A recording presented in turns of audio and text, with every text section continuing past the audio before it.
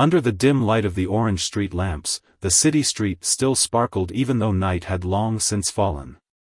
A light drizzle fell, making the shadows of the trees on the wet pavement dance with each beat of the wind.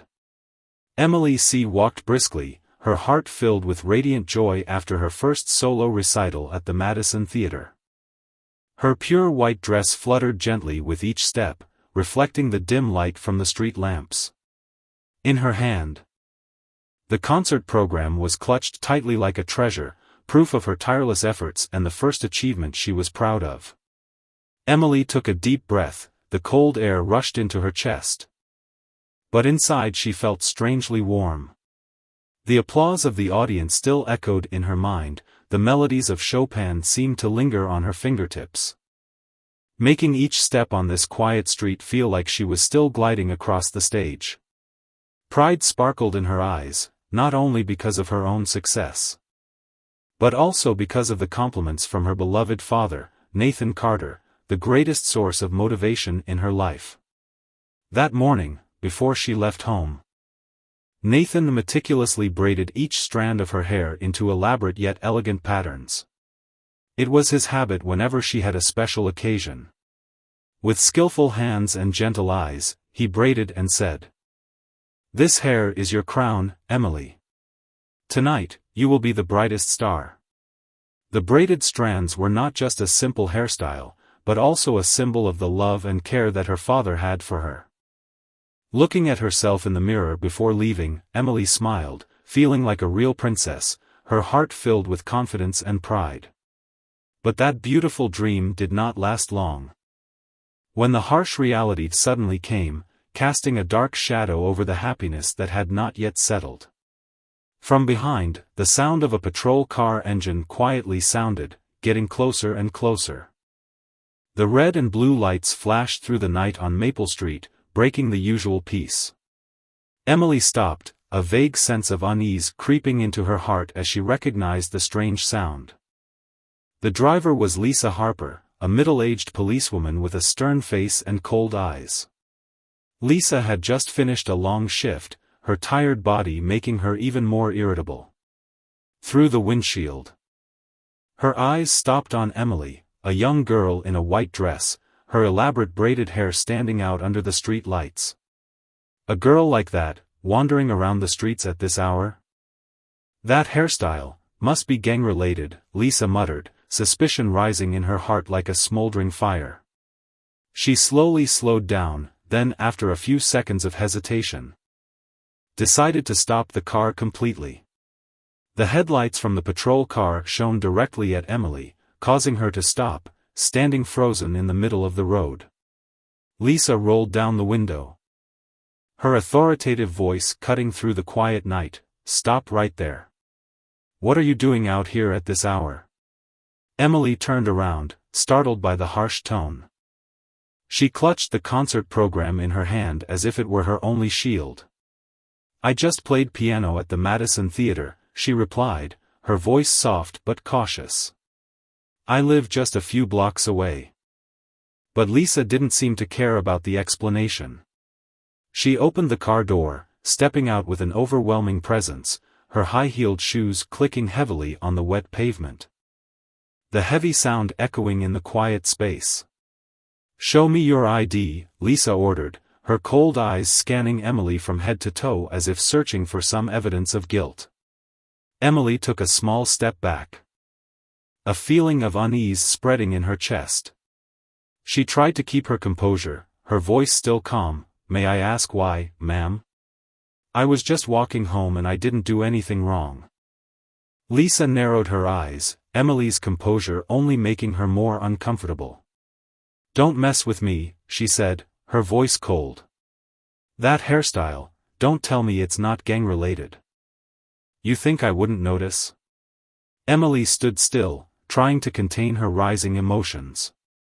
The unfounded accusation was like a knife stabbing at her heart. The hair her father had spent hours braiding this morning was now being judged as a symbol of crime. "This is the hairstyle my father did for me this morning," she replied, her voice steady even if it trembled slightly. "It has nothing to do with gangs." But Lisa wasn't amused. She moved closer, snatching Emily's bag with a violent motion. Imposing an investigation? Lisa snapped, pulling a pair of handcuffs from her belt, the metal glinting in the streetlights. If you don't cooperate, I'll take you to the police station. Emily felt a lump in her throat. But she bit her lip, determined not to let the tears fall. She stood still clutching the program as if it were the last thing she could protect.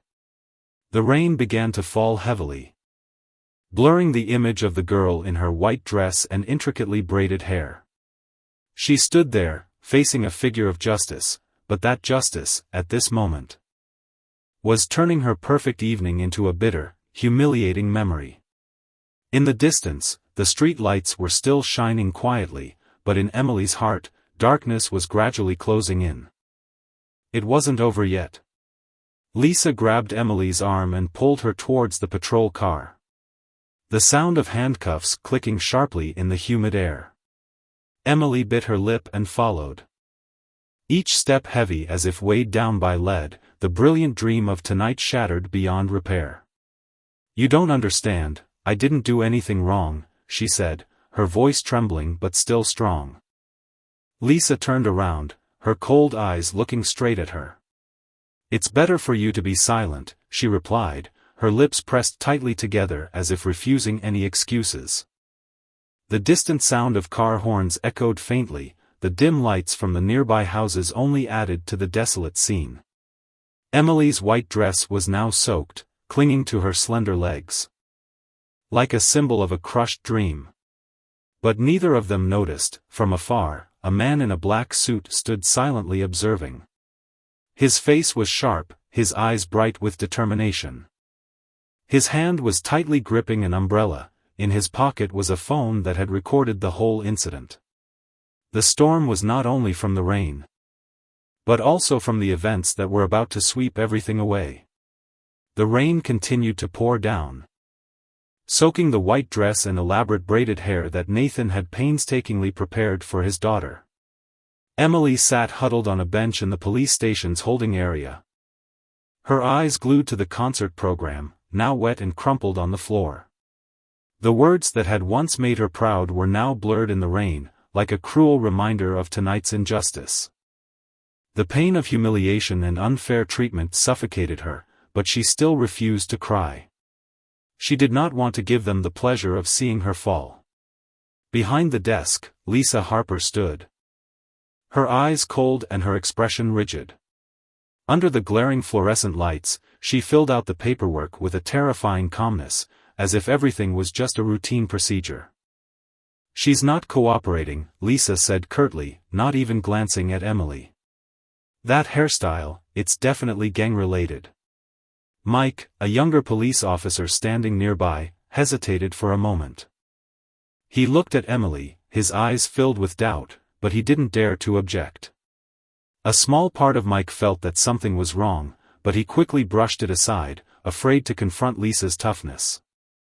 Meanwhile, in a hidden corner of the city, Nathan Carter stood in the rain, clutching his phone. The video he recorded was clear evidence. But it couldn't erase the pain in his heart when he thought about his daughter's suffering. As a person with quiet but great power, Nathan was more than just a father. He was a key figure in a secret mission where thousands of lives depended on his success. But now, all he cared about was justice for Emily. With each steady step, Nathan began to act. Little did Lisa know, the consequences she was about to face would be beyond imagination, not just a punishment for her abuse of power, but a profound lesson in true justice.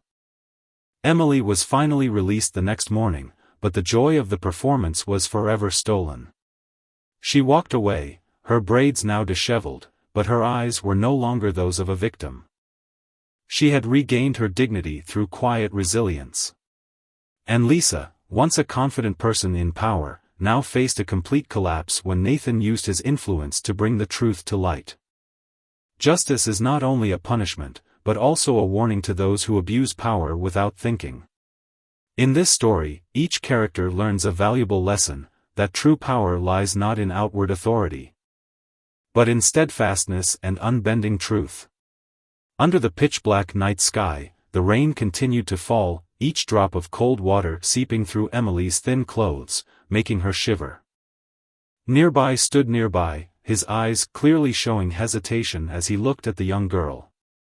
His eyebrows furrowed tightly, as if he was struggling with himself. He took a deep breath, his voice soft, almost drowned out by the sound of the rain, resounded, "Lisa, she's just a student. I don't think she looks suspicious at all." But before he could finish, Lisa interrupted. Her tone as sharp as a knife just drawn from its sheath. "Rules are rules, nearby. If we ignore these details, who knows what she might be involved in?" Her eyes were sharp, unwavering. Turning to Emily, as if to pierce her heart with that cold gaze.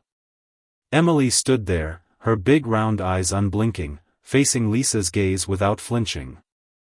The rain ran down her face, blurring her delicate features, but it couldn't extinguish the determination in her eyes. She took a deep breath, trying to keep her voice calm despite the pounding of her heart. "I didn't do anything wrong," she said, each word spoken with a dignified certainty. "I only have my music and my performance program in my bag. If they get wet, everything will be ruined." But Lisa was not moved. Her lips pressed into a straight line, she stepped closer, and in one swift, unhesitating motion, she yanked the bag from Emily's hand. Emily instinctively pulled back. But her strength was no match for Lisa's determination. The action seemed to make Lisa even more smug. "How can you stop a public servant?" Lisa shouted, her voice echoing in the quiet night, drowning out the steady sound of the rain. A dry click sounded as the cold handcuffs tightened around Emily's wrists. The sound was like a cut, tearing apart the fragile piece that remained in the space. Emily stood still, the rain soaked her body, each drop rolling down her face, mixing with the feeling of humiliation rising in her heart. But she did not lower her head. Even though her heart felt like it was being suffocated by injustice, she still held her head high, not letting Lisa see even the slightest weakness. Inside the cold cell of the police station, Emily sat on a rigid metal chair, her hands still tightly cuffed to her chest. The dress she was wearing was now soaked, sticking to her skin. Her hair was messy from the rain and cold wind. The light from the fluorescent lights on the ceiling was dazzling and harsh, highlighting the suffocation of the space. Each of her breaths seemed heavier, but her eyes remained unwavering. Outside, Lisa stood tall, pen in hand, scribbling on a stack of papers with mechanical precision. She didn't look at Emily. Just focused on her work, as if the deprivation of human dignity was just a small part of her workday. Mike, Lisa's colleague, stood silently near the door, his eyes flickering through the mesh window, towards Emily. His face was filled with unease, his lips pressed tightly together as if he wanted to say something but held back. He did not agree with the way Lisa handled it, but his silence was an unwilling complicity. Lisa suddenly looked up, her sharp voice cutting through the air, "Get the barber down here immediately. We need to deal with this hairstyle." Mike turned, his eyes wide with surprise, stepping closer. "Lisa, how can you be serious? She's not a criminal. What does this hairstyle have to do with gangs?" But Lisa interrupted him, her tone as hard as cold steel. "The regulations require us to eliminate all potential risks. Don't argue." Not long after, George entered the room.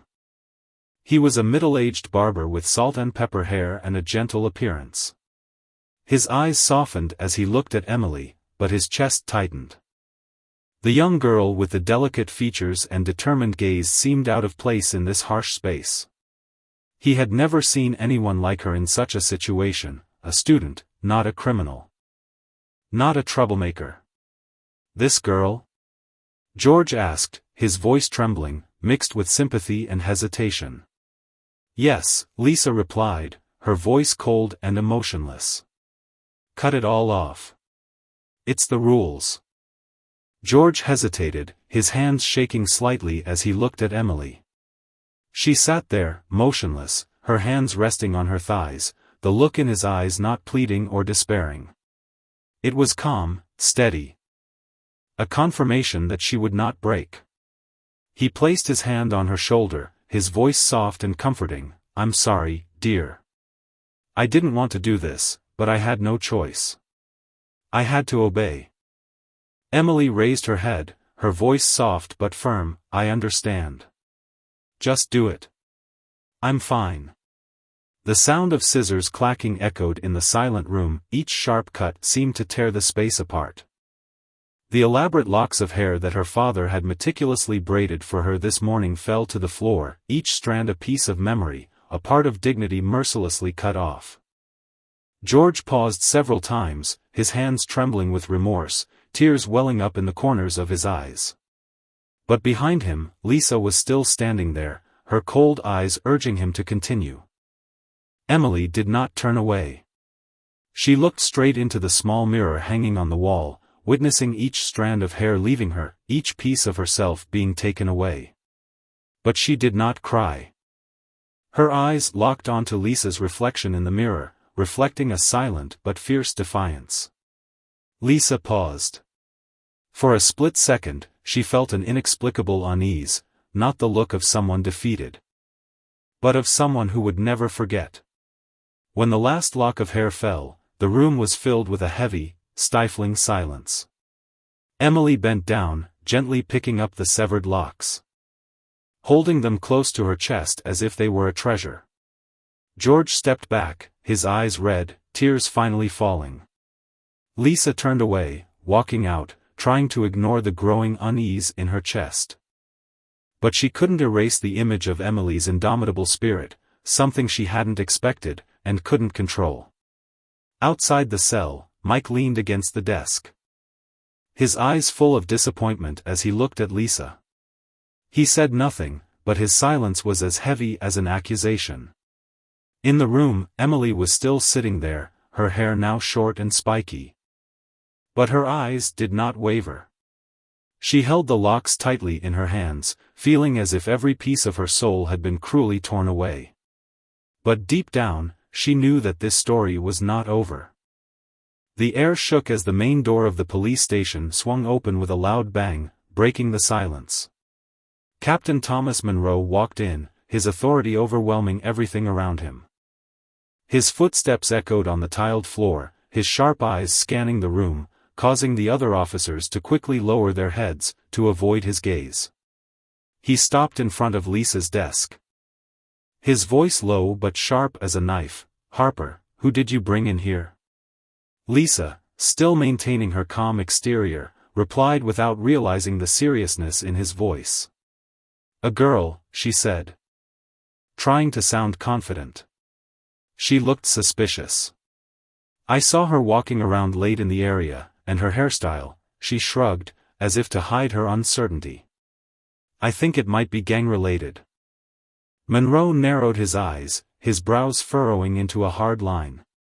What's her name? He asked, his voice slow, carrying an unmistakable warning. Lisa flipped through the files on her desk, her eyes skimming the pages. Emily Carter, she answered. A student, but rules are rules. As soon as the name Emily Carter left her mouth, Monroe's expression changed completely. He leaned forward, his hands on the desk, his eyes blazing with anger. What did you say? He growled, his voice dropping to a menacing whisper. Emily Carter, Lisa repeated.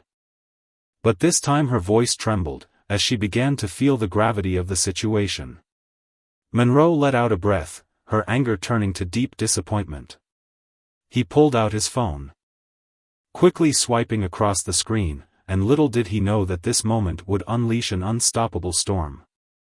Justice, like a smoldering fire, was ignited by Emily's resilience and Lisa's abuse of power. The consequences of trampling on human dignity were more than a lesson, it was a reminder that power, when not coupled with compassion, can be self-destructive. The sharp buzz of Nathan Carter's phone vibrated against the sleek surface of his desk, cutting through the stillness of the dimly lit office. He glanced at the screen, his jaw tightening as he recognized the name flashing across it, Precision, his lifeline in the field. With a swift motion, he pressed the device to his ear, his voice clipped and urgent. "Nathan. You need to get here now," he said, the words tumbling out like stones dropped into a well, abrupt and final. He ended the call without waiting for a response. The click of the disconnect echoing faintly in his ears.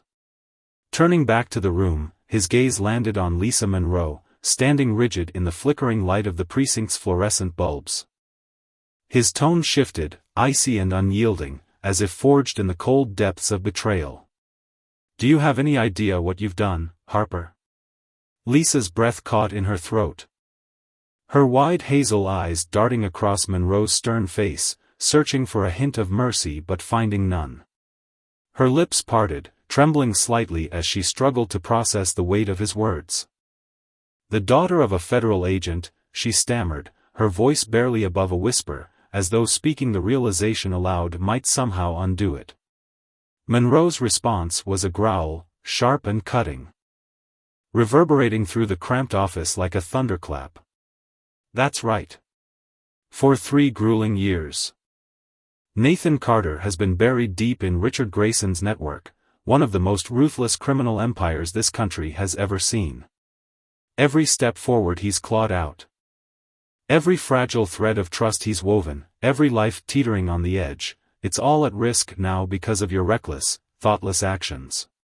Lisa's mind reeled. A chaotic whirlwind of disbelief and dread spiraling within her.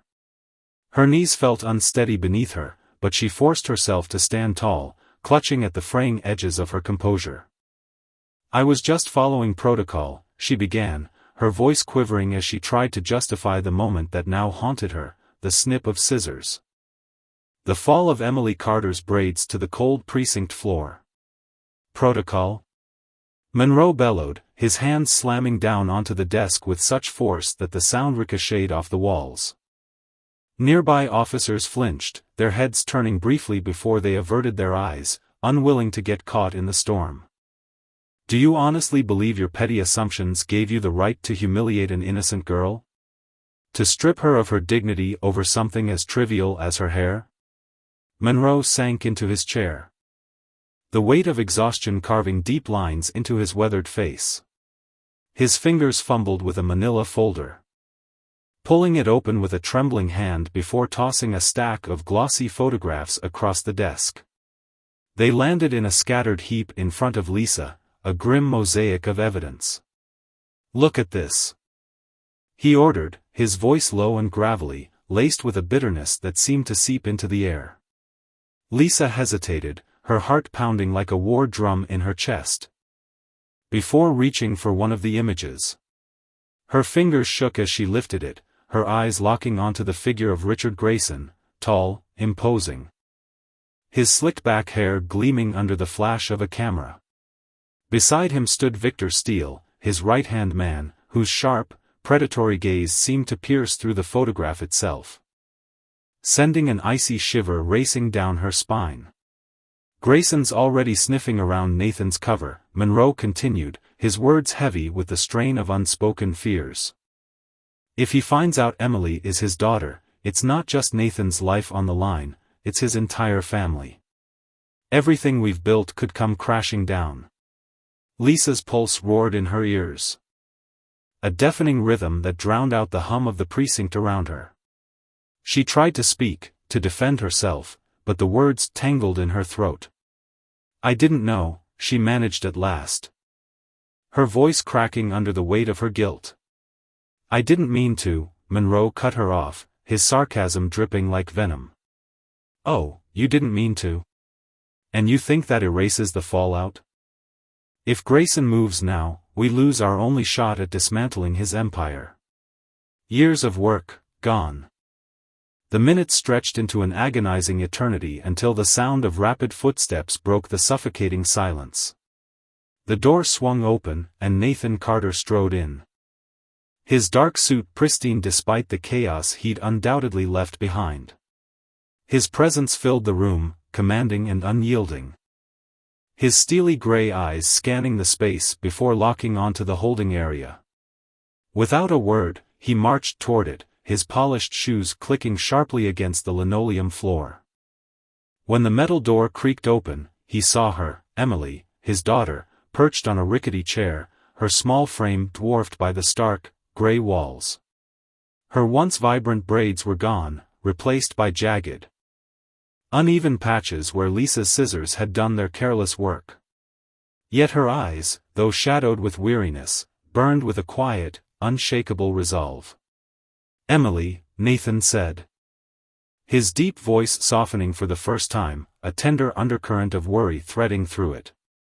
She looked up, and for a fleeting moment, the hardness in her expression melted. A faint spark of relief igniting at the sight of her father. "I'm okay, Dad," she whispered, her voice steady despite the tremor in her hands. "I'm strong." Nathan crouched before her, his broad shoulders hunching as he reached out to brush his fingers gently against the stubbled remnants of her hair.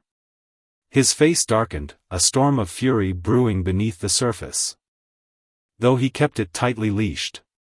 "I'll make this right," he vowed, his words a solemn promise carved in stone. Rising to his feet, he turned and left the room, his steps deliberate as he made his way toward Lisa. She stood frozen, her breath shallow, as Nathan's gaze bore into her like a blade. He studied her in silence, his eyes tracing every flicker of emotion that crossed her face, fear, regret, desperation, as if he could peel back the layers of her soul and lay bare her every thought. "Lisa Harper," he said at last, his voice low and menacing, each syllable a deliberate strike. "Do you understand the consequences of what you've done?" She opened her mouth to reply, but the intensity of his stare stole her words, leaving her mute and trembling. 3 years, he went on, his tone precise, cutting through the air like a scalpel. 3 years of earning Grayson's trust, of living a lie, of watching every move I make. And because of your ignorant, prejudiced decision, he's starting to doubt me. If I die, if my daughter is hurt again, it's on you." Lisa's legs buckled, and she sank into a nearby chair, her hands shaking violently as she pressed them to her face. Her breaths came in ragged gasps, panic and regret clawing at her chest like wild beasts. "I'll do whatever it takes to fix this," she stammered, her voice barely audible. Nathan arched an eyebrow, his expression frigid and unforgiving. "Fix it? You might not get that chance." Monroe stepped forward, his shadow falling over her like a guillotine. "We'll deal with this later," he said curtly. Then turned to Lisa with a final, damning decree. "You're suspended, effective immediately. Nathan, focus on what's next." As Nathan walked away, his silhouette fading into the dim hallway, Lisa slumped further into the chair, her body drained of strength. The room seemed to shrink around her, the walls pressing in as if to suffocate her with the enormity of her mistake. Her mind replayed every agonizing detail, the metallic clink of handcuffs snapping shut, the soft snip of scissors slicing through Emily's braids, the girl's unyielding gaze that held no tears, only defiance. "I was wrong," Lisa whispered, her voice fracturing as the truth sank deeper. This hadn't been about justice or duty.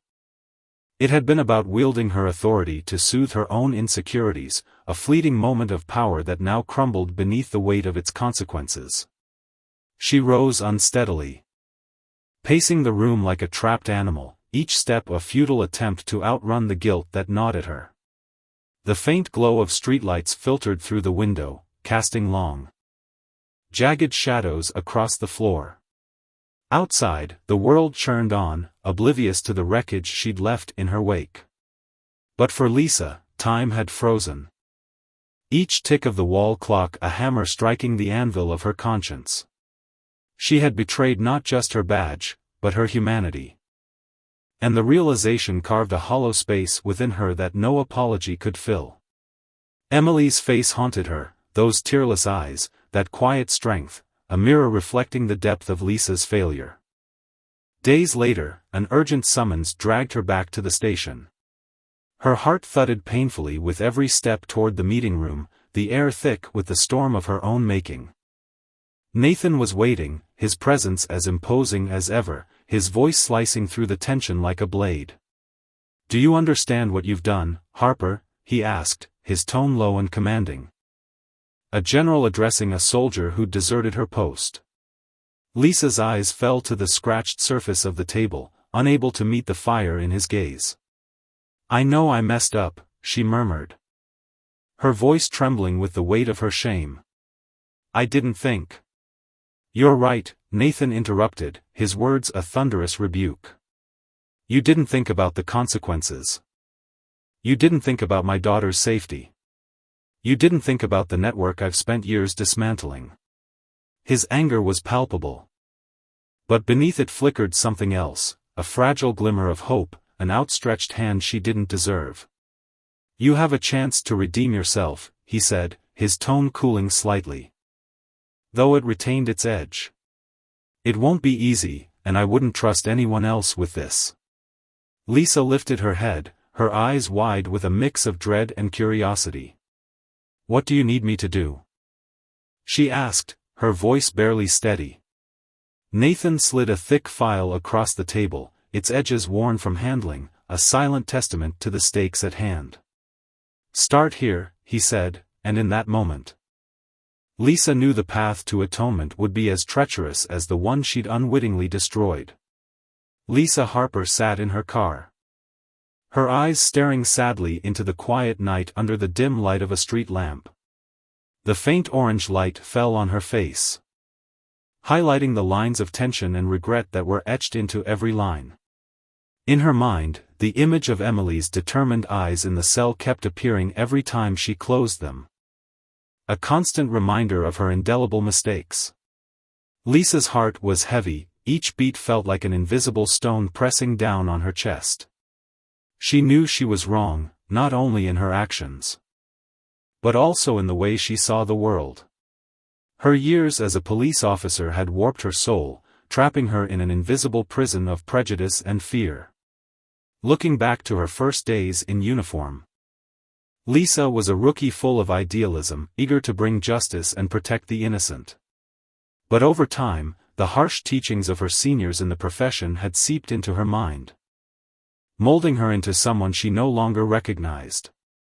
"Kids like that are never innocent," an old cop had said, his tone cold as if it were an indisputable truth. "If they aren't, they will be." Those words, like poison, had silently poisoned her perception, making her see Emily not as a young girl with dreams and pain, but as a potential threat that needed to be extinguished. A few blocks away, in the Carter family's cozy little house, the gentle morning sunlight filtered through the windows, drawing pale streaks of light on the old wooden floor. Emily sat at the time-worn piano, her slender hands hovering silently over the keys. The scraggly hair, once a source of shame and pain, had now become a part of her that she had slowly come to accept. But deep inside, the emotional scars still smoldered, like a small flame that had never truly gone out. In front of her, a blank sheet of paper sat on a music stand, untouched by any ink. Emily let out a soft sigh, her eyes closing as if to escape reality, to listen to the sounds echoing in her mind. Then, as if guided by an invisible force, her fingers began to move. At first, the notes were hesitant, shaky, as if she were groping to find herself.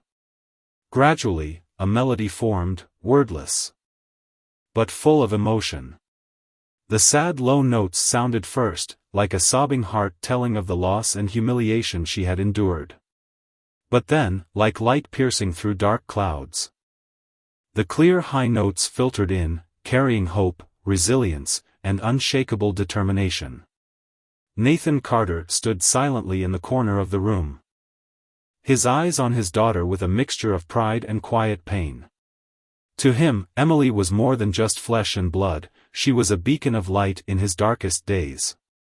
With each note, she not only healed herself, but told her own story, a story of survival and rebirth.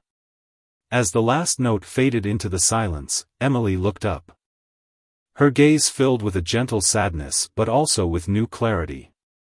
She turned to her father, a soft smile on her lips. "They can take my hair, Dad," her voice was steady, unwavering. "But they can't take my strength." Nathan stepped forward, placing his hand on his daughter's shoulder, his hand warm but trembling with emotion. "I'm proud of you, Emily," he said softly. His voice deep and loving. "Not only are you strong, you taught me that no one can destroy you unless you allow them to." Emily nodded, her eyes returning to the blank sheet of paper on the music stand. She told herself she would write down the melody she had just played. Each note a testament to her journey through grief and finding herself. Meanwhile, in another corner of the city, Lisa entered a seedy bar in the suburbs. Known as a hangout for Richard Grayson's network of henchmen.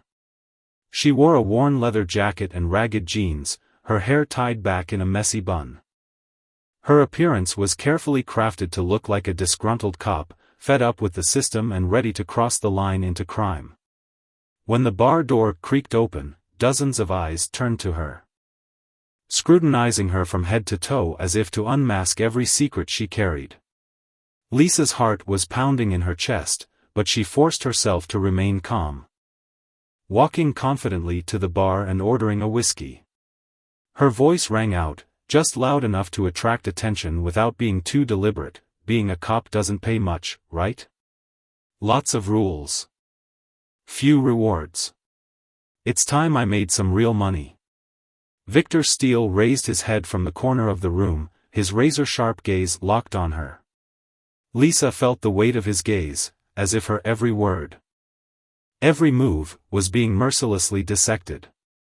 Victor, the so-called living lie detector, was not an easy man to deal with. Not only was he dangerous, but he was also known for his ability to detect lies in a split second. "Who are you?" Victor's voice was low and cold, carrying an unspoken threat. Lisa turned around, her face neutral, her eyes unwavering. "Harper," she replied curtly, her voice calm. "Police, but I'm sick of this rotten system. I heard you could help me." Victor's lips curved into a cold, unwarm smile. "Do you think I'm going to believe just anyone who walks in here and says they want to work with me?" Lisa leaned forward, her voice firm but not uncontrolled. "I don't need you to believe me. I just need a chance to prove myself." Victor looked at her, his gaze never leaving her for a second, as if he wanted to dig deep into her soul. After a long, suffocating silence, he stood up and gestured for her to follow. Outside the bar, the cold night air bit into Lisa's skin, her palms damp with sweat despite the bone-chilling cold. But she forced herself to keep a calm exterior, following Victor to an abandoned warehouse on the edge of town. Inside, a small room contained only a simple table and two chairs facing each other. Victor sat down, motioning for Lisa to sit across from him.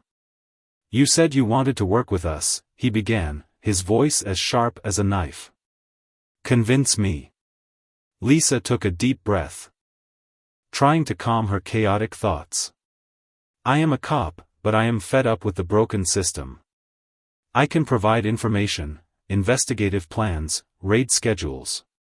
In return, I want a share of the profits." Victor looked at her, suspicion clear in his long, narrow eyes. "Why should I trust you? You could be a spy." Lisa exhaled slowly, her voice as steady as stone. "If I were a spy, you would be handcuffed by now. I am not here to beg for your trust. I am here to work." Victor narrowed his eyes, the air in the room as tense as a string about to snap. After a long, seemingly endless silence, he smirked and nodded. "Fine. I will give you a chance. But remember, if you betray, the consequences will not be pleasant." Lisa breathed a sigh of relief. But she knew this was only the first step. She had entered a dangerous game, where every step was a line between deception and survival. But deep down, she knew this was the only way to make amends. Meanwhile, Nathan Carter, a man with a heavy heart, could not stop thinking about the lurking danger. He had told Lisa about the dire situation. Richard Grayson, the head of the criminal network, was probing every relationship around him, including Emily. If he did not act quickly, Nathan's identity would be exposed, bringing down the entire plan. Grayson is suspicious. Nathan had warned Lisa, his voice low but sharp. He has Victor Steele, a right-hand man who never misses a detail. If you do not approach Victor and gain his trust, it will all be over. Lisa felt a chill run down her spine at the thought of Victor.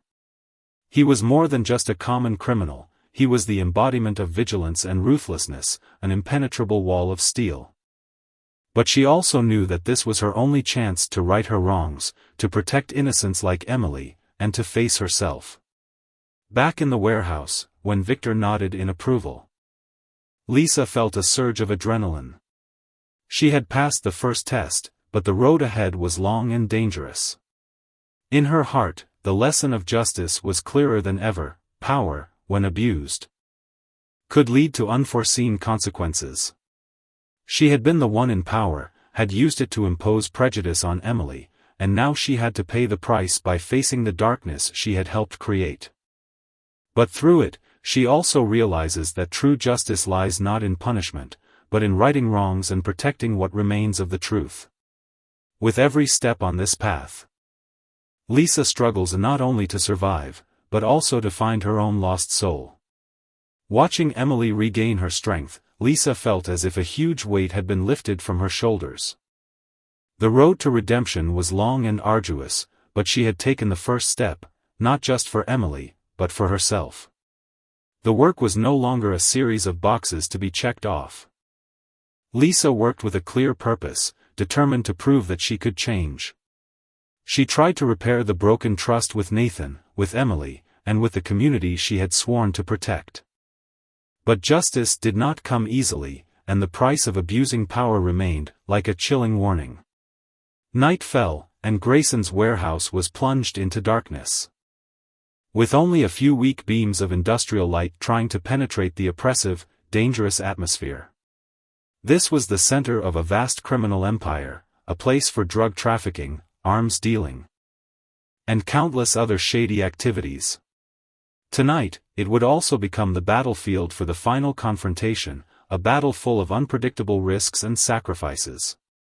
In the FBI conference room, Nathan Carter, the leader of the task force, stood in front of the conference table, where the warehouse map was spread out. The other agents surrounded, listening attentively to every instruction. Lisa Harper stood in a corner, her face tense but her eyes burning with determination. She knew her role in this mission was not only to correct mistakes, but also to protect those she had hurt. Nathan pointed to a red circle marked on the map, his voice calm but authoritative. "Thanks to Harper's information, we know Grayson will be here tonight. He is meeting with partners to expand his network. This is the only chance to capture him and destroy this organization." The agents nodded silently, their eyes determined. Lisa stepped forward. Her voice steady: "I will go in first, distract Victor Steele and determine Grayson's exact location." Nathan looked at her, his eyes filled with worry and trust. "Are you sure, Harper? It's dangerous inside, especially if Victor suspects." Lisa nodded without hesitation. "I've come this far, I won't stop." Taking a deep breath, Nathan ordered, "Split into 3 groups. Harper will give the signal when the time comes. Prepare for any situation, this is not just an arrest, but a battle." Lisa wore simple but sturdy clothes, walking into the warehouse with the confidence of someone familiar with the place. The atmosphere inside was tense as the organization members were busy checking the goods, exchanging soft whispers. Victor Steele stood in the center, exuding the majestic aura of a general on the battlefield. His sharp eyes swept through every corner, not missing a single detail. when he saw Lisa. A smirk crossed his lips, but his eyes remained icy and suspicious. "Harper," he called, his voice low and menacing, just in time. "We need to do a final check before this shipment leaves." Lisa kept her composure, nodded in response, and moved closer. She knew that if she let her guard down, everything would fall apart. While pretending to inspect the goods, her hand slipped into her pocket, activating the signal device that sent a signal to Nathan and the FBI team waiting outside. Under the fading sunset, the poisonous lessons that had been embedded in Lisa's mind were now like sharp knives, making her no longer see Emily as an innocent girl but as a potential threat that was present right next to the Carter house. The regret in Lisa's heart surged fiercely, so heavy that it was unbearable, like a rock pressing down on her chest. When she got out of the car, her legs trembled unsteadily, each step towards the house as if walking on a thorny path. The warm light from the living room window poured out, gentle but also haunting, illuminating the scene inside. Emily was sitting at the piano, her hands lightly gliding over the keys. Lisa stood still, not daring to move forward, only daring to quietly observe from afar. The music from Emily's hands echoed in the quiet night, both magical and powerful, like a whisper of deep sadness and indomitable resilience. Each note seemed to pierce Lisa's heart, awakening long-dormant emotions, making her choke up. The new melody Emily composed seemed to encapsulate the pain of her recent experiences, the hurt, the resistance, and the strength to overcome it all. Lisa unconsciously raised her hand to her throat, feeling something tighten around her as memories flooded back. Emily's clumsily cut hair, the unyielding determination in her eyes in that moment. It was that moment that changed everything. Lisa realized that Emily was more than a victim, she was a living inspiration, a burning flame in the darkness. From then on, Lisa no longer approached her job with the cold, mechanical attitude of a police officer who only knew how to follow orders. A new purpose was born within her, to dismantle Grayson's network. Not just for the mission, but for Emily, for herself. Every time she met Victor Steele, Grayson's right-hand man, Lisa fell deeper into that dangerous world. The feeling of tension and danger was always lurking, but she did not flinch. Every night, in the dim apartment, she carefully recorded every detail in a small notebook. Each scribbled stroke acting as an anchor to keep her from chaos, at the same time proving the growing sense of responsibility in her heart. One night, when the weak yellow light from the desk lamp shone on Lisa's tired face, she wrote the last line before closing the notebook: "Emily's resilience is a beacon to me. If she can rise from her humiliation, I can rise from my mistakes." Those words were not just a reminder to herself, but a vow. Lisa decided to do something meaningful for Emily. She contacts Nathan, a former friend who has become distant, and arranges for Emily to go to the local music center where she often plays. There, Lisa secretly leaves behind a piece of music she composed herself, inspired by the melody she once overheard through Carter's window. When Emily finds the sheet music on the piano, she stares at the unfamiliar notes, then slowly places her hands on the keys. As the melody plays, a light flashes in Emily's eyes, a flash of recognition. The music seems to reflect her own emotions, pain, defiance, and forgiveness. Each sound seems to speak to her in the language of her soul. Emily doesn't know who wrote it, but a gentle smile spreads across her lips. For her, the music is a healing balm, an anonymous gift full of meaning. As soon as the signal was given, Nathan immediately said over the radio, "Enter from multiple directions." The FBI team rushed into the warehouse. The large door was blown open, and a shout rang out in the chaos, "FBI! Don't move!" Gunfire rang out, bullets flying as the agents fought with the criminals. Lisa tried to hold Victor back by asking questions about the shipment, but his sharp instincts quickly realized something was wrong. "What are you doing, Harper?" Victor growled. pulling the gun from his belt. Lisa took a breath to calm herself, her voice still calm, "Just doing my job." But Victor's sharp eyes pierced through her. He realized the betrayal. Raised his gun and aimed it straight at Lisa. Just before he pulled the trigger, Nathan and his team rushed in from the side door. "Put the gun down, Victor," Nathan shouted. Victor turned around, turning the gun towards Nathan. In an instant, Lisa rushed forward, pushing Nathan out of the way. A gunshot rang out, and Lisa fell to the floor, blood staining her shirt from the wound in her shoulder. As Lisa lay there, blood staining the cold concrete, Nathan knelt beside her, his eyes both worried and angry. But he quickly turned his attention as Victor fled deeper into the warehouse. "Team 2, follow me," Nathan ordered, leading the team of agents to chase Victor into a small room where Richard Grayson was frantically shredding important documents. The final confrontation had come. And the price of power abused was now clearer than ever, not just in blood and tears, but in lessons about justice, about redemption, and about the strength of those who dare to rise from the ashes.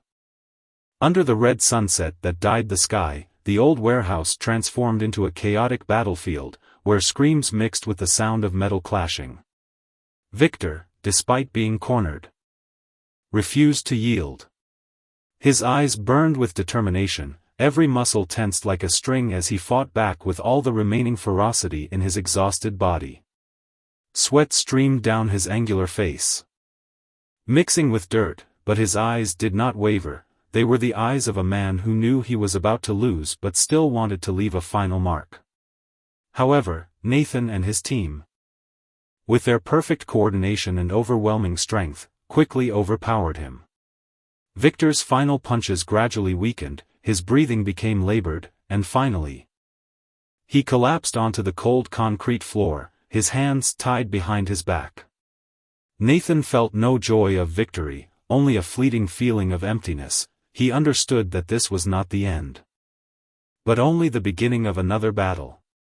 At the same time, in another corner of the warehouse, Grayson was restrained by another agent. The sound of handcuffs clicking in the silence, locking his hands. But Grayson did not panic. He stood there, tall and authoritative, his thin lips curled into a cold smile, as if everything was still under control. His eyes were sharp, scanning the surrounding people with undisguised contempt. "You think arresting me is enough?" His voice was low, carrying a mocking tone. "I have people everywhere, Nathan. You can't change anything." The threat hung in the air, heavy as a curse. But Nathan did not flinch. He stood straight, his deep blue eyes staring straight at Grayson, unafraid. "We'll take care of the rest," he replied, his voice as hard as cold steel. "Now, shut up." Nathan's calm was not just a rebuttal, but a silent declaration of war. He would not let Grayson, or anyone else, destroy what he protected. As the warehouse slowly came under control, the distant sound of police sirens echoed. Nathan hurried towards Lisa. She lay motionless on the cold ground, her shirt stained with fresh blood, streaks of crimson spreading like wilted flower petals. But her eyes were still wide open, sparkling with an unshakable determination. Nathan knelt beside her, his heart aching at the sight of her in that state. "Harper, are you okay?" His voice broke, filled with worry and helplessness. His hands trembled as he touched her, as if afraid that the slightest mistake would cause her to disappear. Lisa smiled weakly, her pale lips moving slightly. "I promised not to fail again. I did it, didn't I?" Her words were soft, but they echoed in Nathan's mind like a tragic song. He held her hand tightly, their fingers intertwined, transmitting warmth and comfort. "You did better than anyone, Harper," he said. His voice choked. "You saved me, and you saved the mission." In that moment, amid the chaos and pain, Nathan felt a deep connection to Lisa, not just his teammate, but the one who had pulled him out of the darkness. The ambulance arrived shortly after, its flashing lights cutting through the darkness. The paramedics quickly loaded Lisa onto a stretcher. Their every move urgent but careful. Nathan stood still and watched, his heart filled with gratitude and fear. As the car door closed, he clenched his hands. Telling himself that she had to live, not just for him, but for her, who had fought to her last breath to atone for her mistakes. Days later, in the white hospital room, Lisa woke up. The pale sunlight filtered through the curtains, illuminating her face, now less pale. Nathan and Emily stood beside the bed, each with their own emotions. Emily, the young girl who had always hidden behind a protective shell, now looked at Lisa with gentle, grateful eyes. "Thank you," she said, her voice small but firm. "You saved my father. You proved that anyone can change." Lisa smiled, though it was a weak smile. "No, Emily, you changed me. Your strength. I will never forget." The words were not just a thank you, but an acknowledgement of the journey they had both been on, a journey of forgiveness and healing. Nathan placed his hand on Lisa's shoulder, his touch gentle but powerful. "Harper, you redeemed yourself in a way that no one could doubt," he said, his voice deep. "You saved lives, including your own." A tear rolled down Lisa's cheek, hot and genuine. In that moment, she realized that her long, painful journey had not been in vain. It had led her back to her true self, the person she had lost during those years of wandering. The next day, gentle sunlight streamed into the small room at the police station where Lisa was packing her things. Each item she placed in the cardboard box carried a memory. The badge that had once been her pride, the notebook that recorded her early days as a police officer with many dreams. And the photo with the squad, a family she had loved but now only a thing of the past. Each item was a piece of the journey, and when she closed the box, she felt a strange sense of relief, as if she were giving up a burden to start over. In Captain Monroe's office, Lisa placed the resignation letter on the table. Her eyes were steady, though a little emotional. Monroe, a middle-aged man with a stern face but warm eyes, picked up the letter, reading each line slowly. He raised his head to look at her, his voice low. "Are you sure, Harper? You have just made up for a big mistake. The squad needs someone like you, someone who understands the loopholes in this system and can change it from the inside."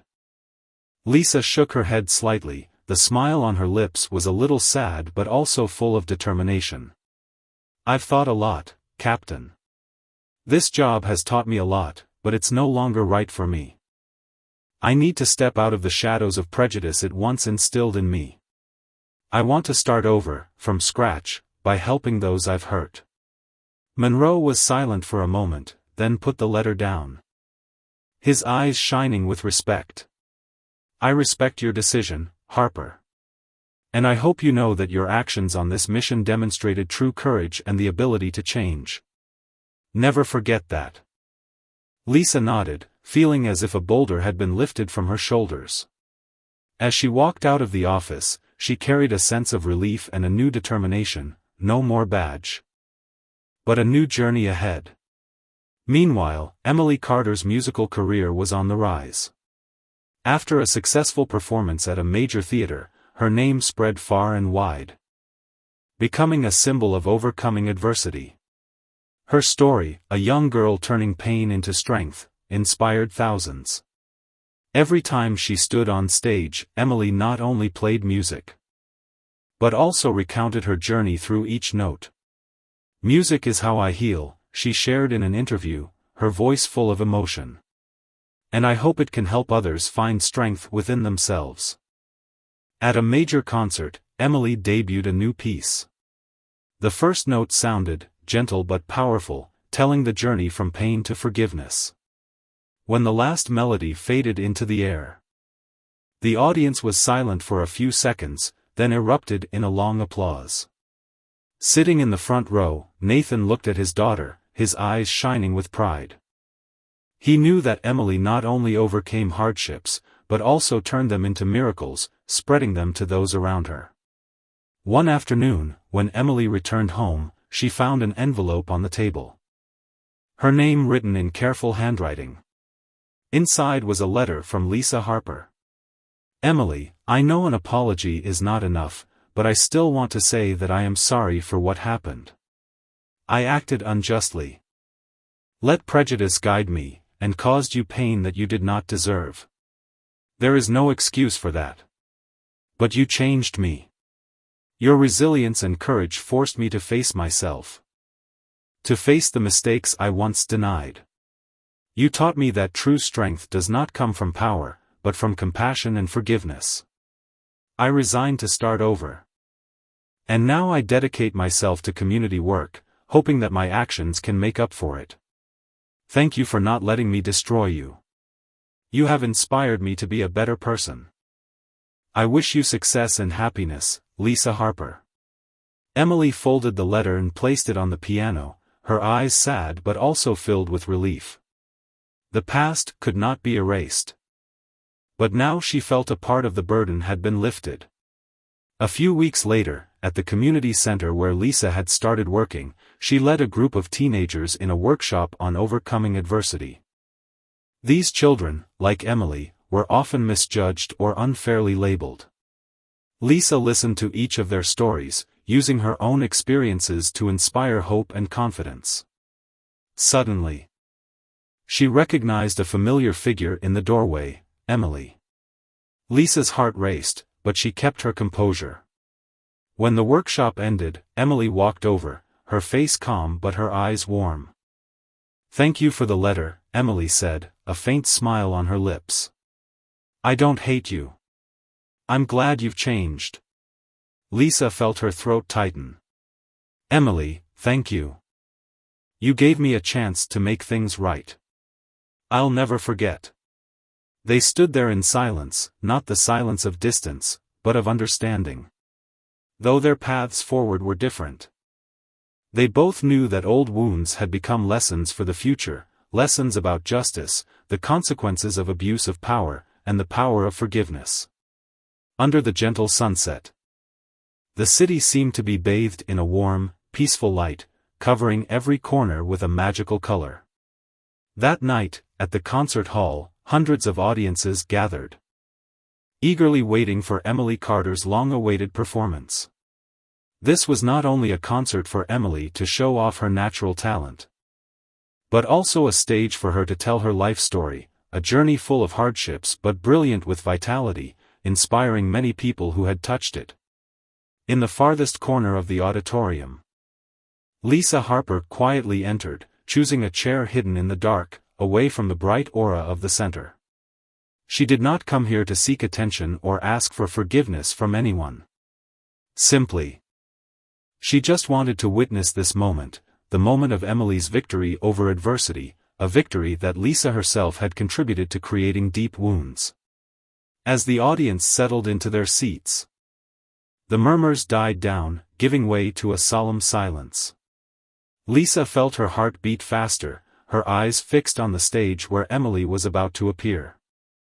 A mixture of emotions welled up inside her, pride mixed with a dull ache as she remembered the young girl she had hurt. But now, Emily had risen strongly. Like a resilient lighthouse in the stormy sea. The stage lights flared up, and Emily stepped out, wearing a flowing white dress, each step light but exuding absolute confidence. She stood there, an artist completely in control of her space, her eyes sparkling with determination. Lisa could not take her eyes off her. Captivated by the magical transformation of a girl who had been deeply hurt now transformed into a symbol of indomitable strength. Emily sat down at the piano, her hands hovering over the keys for a brief moment. She looked out into the room, her gaze sweeping the rows, then stopped abruptly where Lisa was sitting. Lisa paused. Her breath caught in her chest, waiting for a response, coldness, perhaps contempt. Instead, Emily nodded, a gentle, serene gesture, a silent affirmation. In her eyes, Lisa saw not resentment or bitterness, but forgiveness and acceptance. It was a wordless message that the past was closed, and they had both moved on their separate paths. When the first song ended, Emily stood up and walked to the microphone. The room held its breath, all eyes on her. "Thank you all for coming tonight," her voice rang out, clear but full of emotion. "I want to share a story with you, the story of my journey and the lessons I've learned." She paused, her eyes shining with courage. There are times in life when we face pain that seems insurmountable. But I've learned that true strength lies not in what we lose, but in how we face that pain and rebuild ourselves from the broken pieces. The entire room fell silent. Emily's words were like needles piercing the minds of the listeners. Lisa felt a wave of emotion rising within her, realizing that those words were not just for the audience, but also touched her own heart, a heart that had been lost in mistakes. "Music has helped me find my inner strength," Emily continued, her voice trembling slightly with emotion. "And I hope my story inspires you to know that no matter what life throws at you, you can still get up and keep going." When she finished, the room erupted in thunderous applause. Lisa joined in the applause, tears streaming down her cheeks. The applause was not just for Emily's talent, but for the courage, forgiveness, and inner strength she had found. Emily returned to her piano and began to play her latest piece, Resilience. The first notes were soft as falling raindrops, then gradually rose into a powerful, inspiring melody. It was a musical story of transformation, from suffering, to perseverance, to ultimate triumph. Lisa closed her eyes, letting the sounds wash over her. Each note seemed to reflect not only Emily's story, but also her own journey, from past mistakes, difficult growth, to new hope that was blossoming. When the last note faded into space, the audience remained silent, as if not wanting to break that sacred moment. Then the applause rang out again, thunderous like thunder. Lisa smiled, wiping away the last tear that rolled down her cheek. She understood that Emily had truly overcome her pain, not only her personal trauma, but also the burden of expectations from everyone around her. When the concert ended, Lisa did not choose to approach Emily to talk. Instead, she quietly left the auditorium, leaving the spotlight to Emily, who deserved to shine in her own victory. On the way home, under the dim streetlights, Lisa felt a deep relief that she had never experienced before. Without words, she knew Emily had forgiven her. That forgiveness was conveyed through Emily's peaceful eyes and gentle smile on stage. The next morning, at the community center, Lisa stood before a group of teenagers, children who had endured discrimination and hardship in their lives. She organized a talk show, opening up about her own story. Without holding back, she shared about her past mistakes, when she was part of an oppressive system, and the lessons she learned from it. Lisa's voice was sincere, without embellishment or justification. She wanted the children to understand that, no matter how dark the past, change is always possible. The curious, sometimes skeptical looks of the children gradually changed, giving way to empathy and trust. A shy boy raised his hand, asking her if someone who had done bad things could really become a good person. Lisa smiled, replying with sincerity, "It's not about becoming someone else, but finding yourself, the true person you can always be." A few weeks later, Emily and Lisa's intertwined stories inspired a short documentary produced by a non-profit organization. The film chronicles Emily's journey from victim of prejudice to symbol of hope, and Lisa's transformation from perpetrator of those same prejudices to dedicated mentor. When the film premiered, it quickly went viral across the country, touching the hearts of thousands. Emily received letters from young people thanking her for helping them find strength in the face of adversity. Lisa also noticed that more and more teens were coming to the community center, looking for her to listen and guide them. One afternoon, as Lisa was overseeing a mural project at the center, Emily's song Resilience played softly over the speakers. She paused to admire the nearly finished painting, a vibrant palette of colors depicting a phoenix rising from the ashes, alongside the words, "Resilience is strength." A warm smile spread across Lisa's lips. She knew that her journey with Emily was forever connected, not to erase the past, but to transform it into something meaningful and beautiful. The morning light filtered through the windows of the community center, filling the space with a gentle energy. Lisa, dressed in casual, comfortable clothes, arranged the tables and chairs for this morning's meeting. Her life now revolved around the familiar rhythm of the center, where she was no longer a police officer with a badge, but a mentor. A support for disadvantaged children. Every day here was a lesson, a chance to make amends, and she cherished every moment of listening, of supporting young souls who were finding faith in the future. Deep down, Lisa understood that justice was not just about punishment, but also about the opportunity to make amends and rebuild. She has abused her power and caused pain. But now she chooses to use those scars to light the way for others. Emily and Lisa's journey is a living testament that, while power can be twisted for evil, resilience and forgiveness can still have the power to heal and open up new horizons, not only for them, but for those around them. Through every note, every word, and every small action, they have proven that from the darkness, light can still bloom, brighter than ever. Under the fading light of a peaceful afternoon, the streets of the neighborhood gradually fell silent, except for the steady hum of passing cars. On a small corner of Oak Street, police officer James Miller sat in his old patrol car, holding a cold cup of coffee from a roadside diner. His eyes were narrowed, watching the passing cars intently, like a predator waiting for an opportunity. With 15 years of experience in the field, James proudly called it instinct, an intuition he believed had been honed over time. But to others, that so-called instinct sometimes took on the appearance of a disturbing bias. The clock on the dashboard flashed 2:45 p.m., and James's eyes suddenly stopped on a sleek black Mercedes that passed by. The driver was a young black woman. And next to her was another woman who looked exactly like her, maybe her twin. They were both wearing medical scrubs under their thick coats, but that didn't make James any less suspicious. "Nice car for this area," he muttered, deliberately ignoring the row of million-dollar homes just a few blocks away. Without hesitation, he followed, checking the license plate number on the system before flashing his lights. The Mercedes pulled up slowly, parked perfectly, as if the driver had done this 100 times.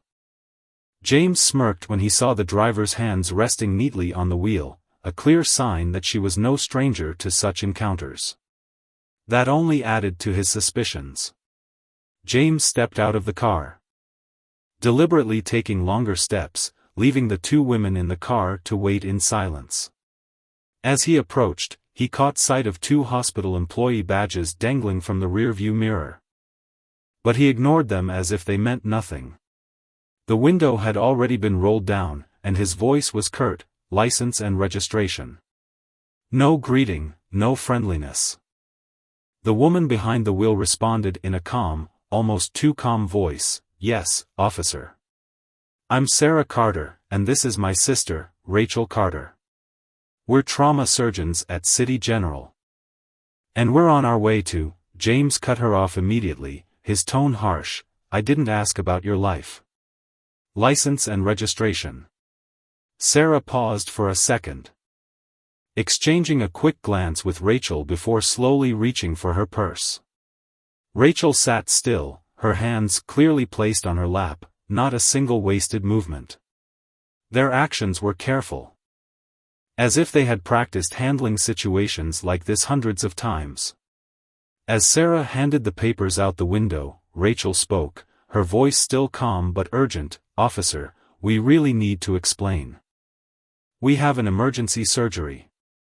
There's been a serious accident and—" James interrupted again, this time his hand going meaningfully to his belt. If you say one more word, we're in trouble. Your sister can explain to a judge why you were going 58 miles an hour in a 45 zone. It was a blatant lie, they both knew they weren't speeding. But James was used to making up violations out of thin air, a power play he always won. He turned back to the patrol car, deliberately stalling for time with the paperwork. Glancing in the rearview mirror at the two sisters. They sat as still as statues, their hands still in plain sight, their faces facing straight ahead, not offering any resistance. The car radio suddenly crackled, all units near City General, attention, serious injuries from multiple crashes. Request all medical personnel to stand by. James heard it clearly, but he ignored it, continuing to fill out the paperwork with deliberate slowness.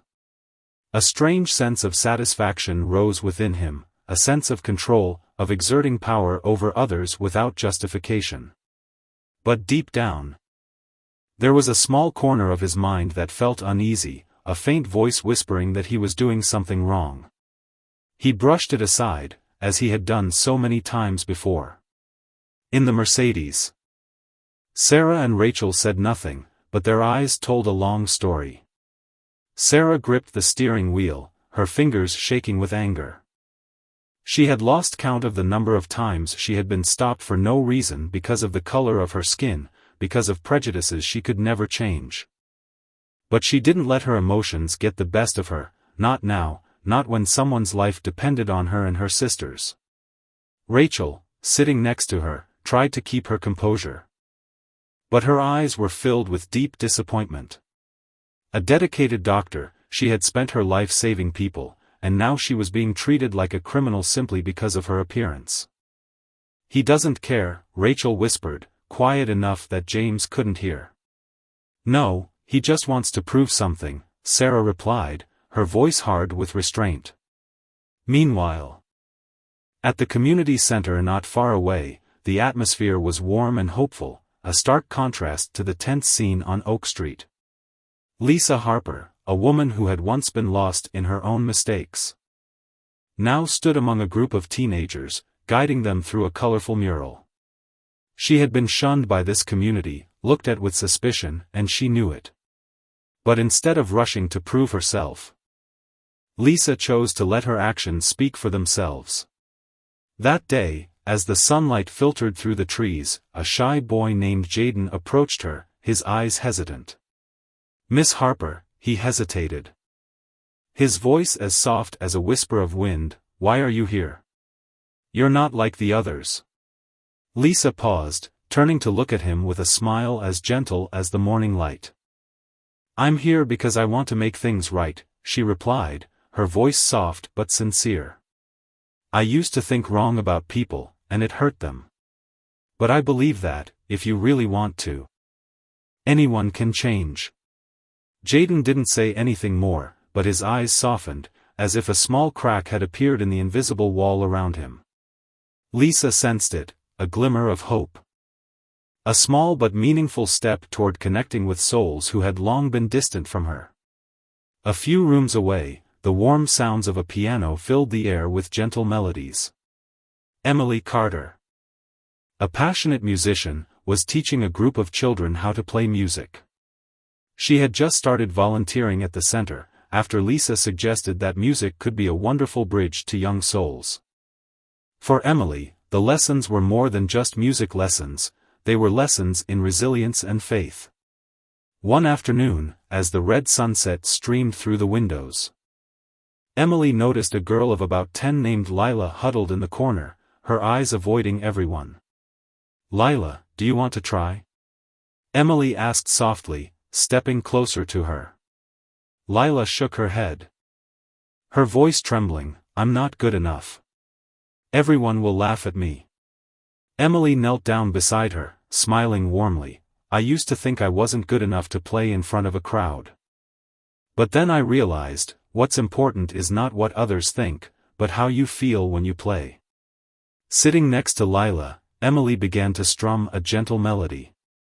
After a while, Lila timidly placed her hands on the keys, playing a few awkward notes. Emily smiled encouragingly, and in that moment, Lila began to believe that she could do something too. As time went on, Lisa and Emily became more and more involved in the activities at the center. Emily led the piano class, while Lisa provided emotional support to the children, helping them overcome life's challenges. One day, as the two were preparing for a small performance by the children, Lisa stopped and looked at Emily with gratitude. "Emily, I don't know how to thank you. If it weren't for you, I wouldn't be here doing these things." Emily responded with a gentle look, "Miss Harper, I think we're both trying our best. The important thing is that we don't give up." Emily's words were like a knife stabbing into Lisa's heart, reminding her of the distance that once separated them. But now, they have become a team, together bringing positive change to the community. That night, as the children performed in front of a small but supportive audience, Emily played the piano with them, providing a solid support for each shaky note. Lisa stood back, clapping as each child took the stage. When the performance ended, applause filled the room. The two women smiled at each other, filled with a sense of fulfillment. From their pain and strife, they had created something magical together, a shared commitment to healing and spreading hope. The community center gradually became a beacon of change in the neighborhood. The story of Lisa and Emily's journey spread, inspiring others to reflect on the possibilities of growth and forgiveness. Lisa was no longer just a seeker of redemption, she became a guide, helping the children envision a brighter future. Emily, as an artist and teacher, not only taught music but also planted seeds of belief in each child, showing them that they could overcome any obstacle. They both understood that they could not change the world, but they could make a difference in the lives of those around them, and for them, that was enough. From a painful chapter, they have written a story of growth and hope, proving that even the deepest wounds can lead to meaningful change. Meanwhile, on Oak Street, James Miller sits in his patrol car, basking in the cold silence of his self-imposed power. Little does he know that, not far away, people like Lisa and Emily are quietly righting the wrongs he unwittingly helped create. Justice, as a harsh lesson, lies not only in punishment, but also in recognizing the consequences of abuse of power. James may never realize it, but his story, and that of those he encounters, is a reminder that every action leaves its mark, whether in wound or hope. Under the dim lights of the suburban street, police officer James Miller wrote out a ticket with a pen, writing each stroke slowly, almost deliberately dragging out the time. Through the rearview mirror, he glanced at the twin sisters sitting in the Mercedes ahead. They were looking down at their phones, their faces gradually becoming tense, worry evident in every line. Yet both remained silent, surprisingly cooperative, not resisting his scrutiny. Miller felt a brief satisfaction, the power in his hands, even for a minor traffic check, still brought a sense of control that he secretly enjoyed. Just as he was about to open the door of his patrol car to step out, the sudden ringing of his personal phone interrupted his train of thought. An unfamiliar number flashed across the screen. Normally, he would have ignored it, but something urged him to pick up. The voice on the other end was dry but urgent. "Is this Officer James Miller?" "Yes," he replied, a little irritated. "Who is it?" The woman introduced herself. "I'm Nurse Martins from the City General Hospital Emergency Department. Your daughter, Emma, has just been brought in. She was involved in a multiple accident on Highway 27. She's in critical condition. We need your permission to perform emergency surgery immediately." The world around Miller seemed to stop spinning. His hands were shaking, and the pen fell to the floor of the car, rolling somewhere under the chair. Emma, the girl who had been chattering away in the kitchen this morning, dressed in her school cheerleading uniform, was somewhere between life and death. "Emma, but she was just at school," he muttered, his voice cracking as if he were begging for reality to not be real. Nurse Martins didn't let him dwell on it. "Sir, you need to come here right away. The trauma team is preparing, but we need your permission." The words that followed were only a distant echo in his head, unable to penetrate the fog of fear. Miller's eyes involuntarily turned to the Mercedes ahead. The twins, who he had just treated with suspicion and contempt, were now speaking urgently on the phone. They were whispering to each other, their eyes sharp, clearly discussing something important. With trembling hands, he took his first good look at their papers. Before, he had merely skimmed them with his usual arrogance, but now the letters stabbed him straight in the heart. Dr. Sarah Carter and Dr. Rachel Carter, Chief of Trauma Surgery, City General Hospital, the very place where Emma was fighting to survive. They were the ones summoned for the emergency surgery that he, by his inexcusable delay, had prevented. Miller's throat was dry, as if someone was choking him with regret. He had let his prejudices guide his actions, prolonging the examination because the two young women in the luxury car did not match his image of trustworthy people. And now, the minutes he had wasted might be his daughter's last. His legs shook as he stepped out of the patrol car, his usual commanding presence gone. He approached the Mercedes, his once condescending voice now tinged with fear and desperation. The sisters looked up at him, their eyes cold but still professional. Before he could speak, Dr. Sarah held up the phone screen. "Officer," she said, her voice calm but urgent. "We just received an urgent call. Highway accident, multiple casualties, including a young woman in critical condition. We are the surgeons on call today, and every minute counts." Miller interrupted, his voice breaking, "That's my daughter. Emma Miller, 16. I just got a call." "Please," he couldn't finish, tears welling up in the corners of his eyes. The two sisters' faces changed instantly. The initial frustration gave way to absolute concentration. Dr. Rachel picked up the phone, calling the hospital immediately. "This is Rachel Carter. We're stuck in traffic. Tell the surgical team to get ready, tell Dr. Matthews to start the initial assessment."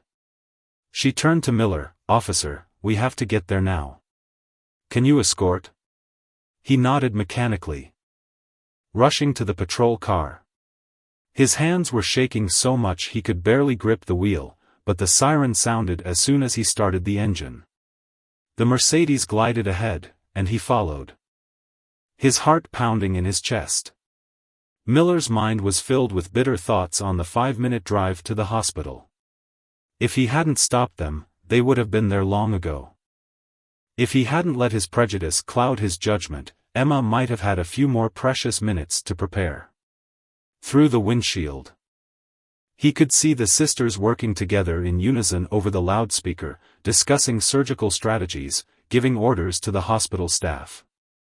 They weren't just people he'd once despised, they were talented doctors, the ones holding his daughter's best chance of survival. When they reached the emergency entrance of the general hospital, the paramedics were already waiting. The sisters jumped out of the car, not bothering to park properly. Sarah threw the keys to a nearby attendant, and Rachel, already wearing a surgical cap, ran, shouting over her shoulder, "Officer Miller, follow us." He staggered after them, his police uniform now feeling out of place in the bustling white-coated crowd. They led him to the trauma bay, where Emma lay motionless amid the medical staff. Miller's heart stopped when he saw his daughter, her face cut, her cheerleader uniform stained with blood, the machines around her blaring alarms. A nurse yelled, "Blood pressure 80/40, dropping. Prepare for transfusion." Rachel ordered firmly, and Sarah turned to Miller, her voice both firm and gentle, "Officer, we need your permission for emergency surgery. Emma has internal bleeding and possible brain injury. Every second counts. Do you agree?" He nodded frantically, signing the papers a nurse shoved into his hands. He watched helplessly as they wheeled Emma into the operating room, the two sisters running beside him, barking orders, check blood type. Prepare 6 units. Get CT ready, tell the anesthesiologist we're on the way. At the door to the operating room, Sarah paused for a moment. Gone was the woman he had once doubted and bullied. In her place was a confident doctor, ready to fight for Emma's life. "Officer Miller," she said, looking him straight in the eye, "we will do everything we can to save Emma. The waiting room is down the hall. There will be regular updates. Whatever happened before, your daughter will receive the best care from us. That's who we are." Then she disappeared through the door. Leaving Miller standing there, his world turned upside down. He stared at the closed door, memories of how he had treated them at the traffic stop, the suspicion, the condescension, the undisguised hostility. Now, these same women held his daughter's life in their hands. A kind nurse led him into the waiting room. He sank into a stiff chair. His once proud uniform now weighing him down like 1,000 pounds. He thought of the hundreds of traffic checks he had made in his career, the snap judgments he had made.